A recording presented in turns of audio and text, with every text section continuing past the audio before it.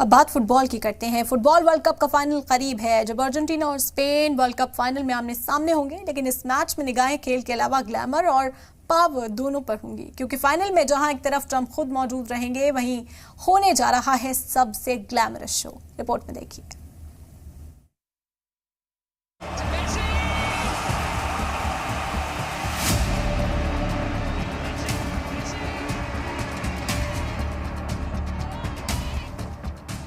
जिस मैदान पर दुनिया का नया फुटबॉल किंग तय होगा, उसी मैदान पर साथ ही उतरेगा संगीत, सितारे और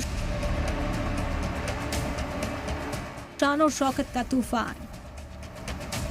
न्यूयॉर्क का न्यू जर्सी स्टेडियम, जहां स्पेन और अर्जेंटीना का फाइनल इतवार देर रात को होना है, वहां खेल के साथ दुनिया का सबसे बड़ा शो भी सजेगा। फुटबॉल वर्ल्ड कप फाइनल में खुद अमेरिकी सदर ट्रंप भी शामिल हो रहे हैं, जो कि वर्ल्ड कप फातेह टीम को ट्रॉफी सौंपेंगे। लेकिन ट्रॉफी से पहले दुनिया देखेगी वो नजारा जो फीफा ने 96 साल की तारीख में पहले कभी नहीं देखा। पहली बार वर्ल्ड कप फाइनल में होगा सितारों से भरा हुआ हाफ टाइम शो,